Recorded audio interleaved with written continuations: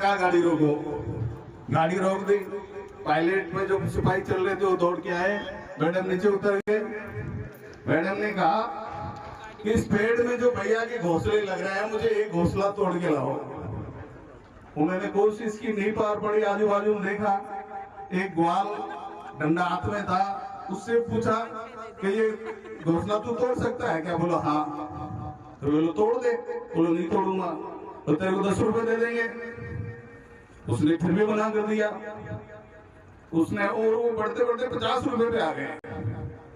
जब वो बालक ने मना कर दिया और वो पुलिस वाले उनको धमकाने लगे, तो सेशन साहब गाड़ी से नीचे उतरे। उसने उस बच्चे की पीठ पे हाथ रखकर उससे पूछा कि बेटे तू तोड़ सकता है तो क्यों नहीं तोड़ सकता? उसने पूछा तुम क्या करोगे? बोलो मैडम अपने ड्राइंग रूम में सजाएगी। बोले ड्राइंग रूम क्या होता है? बोले हमारे अतिथि आनगांव का जो आमचू वो कमरा में हम इसको रखेंगे, बड़ा सुंदर लगता है। भैया का घोंसला बड़ा सुंदर लगता है, आपने भी देखा होगा, बड़ा सुंदर बनाते हैं घास फूस से। तो उस बच्चे ने कहा कि मैं नहीं दे सकता, नहीं तोड़ नहीं सकता। बोलो मैं तोड़ सकता हूँ, लेकिन इसको तोड़ के मैं दूंगा नहीं। सेशन साहब ने पुचकारा, उससे पूछा कि बेटे बता तू क्यों नहीं तोड़ सकता? उसने कहा आप तो पैसे वाले हो, आपके कमरे में कोई और अच्छा आइटम लाके रख सकते हो। अगर मैं इसको तोड़ूंगा तो इसमें जो छोटे छोटे बच्चे चूचाट करते रह रहे हैं और इनकी माँ हर घंटे में इनको चूगा लेके देके जाती है, तो ये घर का बर्बाद हो जाएगा। सेशन साहब हतप्रभ रह गए।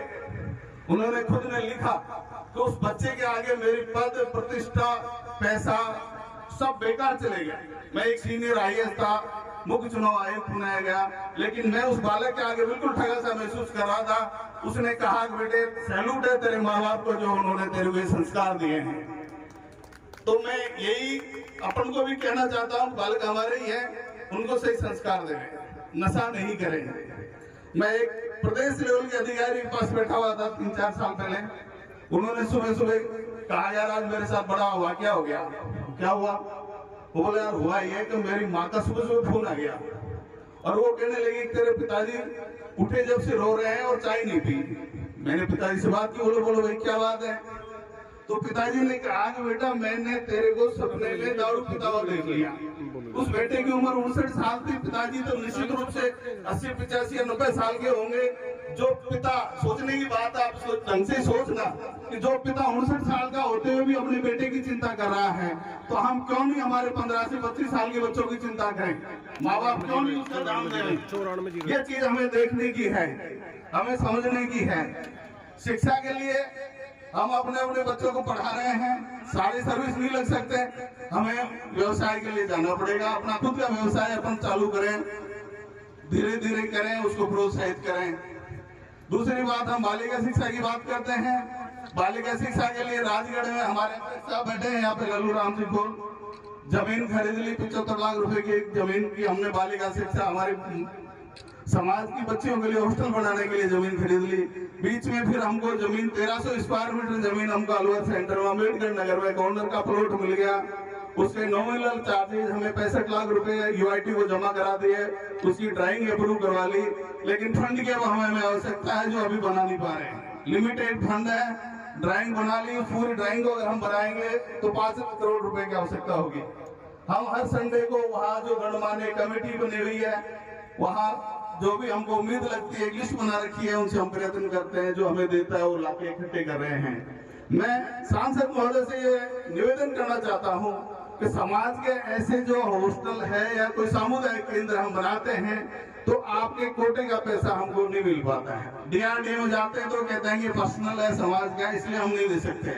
मैं निवेदन करना चाहूंगा आपसे साहब कि जैन यूनिवर्सिटी के लिए एक स्पेशल आदेश निकला था कोटा में, उसमें जो भी MLA MP कोटे का पैसा था उनमें वो लगाया गया और उनको वो सैंक्शन जारी की गई और वो पैसा लगा है वहाँ पे। ऐसे कोई व्यवस्था हमारे भी यहाँ हो जाए तो हमारे पास हमारे समाज के विधायक हैं, सांसद हैं, उनसे हम आपसे विनती करके हाथ जोड़ के झोली फैला के पैसे मांगे तो एक मोटा पैसा हमारे पास आ जाए।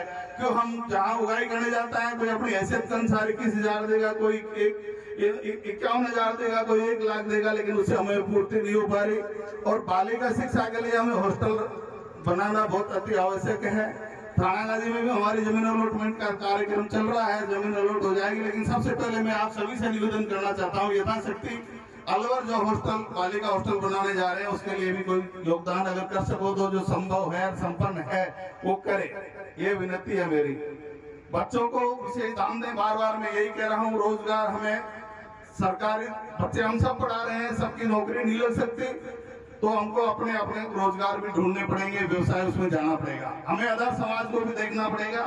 अभी हम अखबारों में पढ़ते हैं, जैन समाज का अखबार में आया था, जैन समाज ने ये तय कर दिया कि 4 मिठाई शादी में बनाई जाएगी और कोई अन्यथा वेस्टेज नहीं किया जाएगा। सवाई माधोपुर ब्राह्मण समाज का अखबार में आया था कि उन्होंने कहा जो भी कोई भोजन प्रसादी होगा किसी भी फंक्शन में, ब्याह शादी सवामनी, उसमें सिर्फ पंगत पे ही भोजन कराया जाएगा। तो और समाज में इतने सब में लगे हुए हैं, तो हमें भी हमारा समाज भी लग रहा है।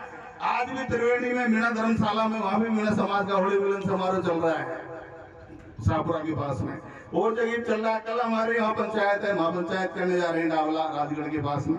ये सब चल रहा है, लेकिन इस पर हम मनन करें। यहाँ से सुन के जा रहे हैं, उसमें हम 20% भी मनन करेंगे तो समाज अपने आप सुधर जाएगा।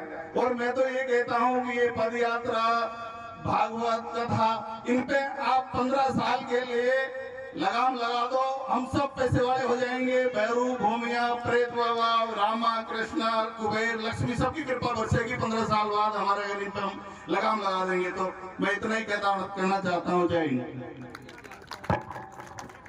बहुत बहुत धन्यवाद। नेड़ा उत्थान विकास मंच के सक्रिय वरिष्ठ सदस्य डॉक्टर राम गोपाल जी।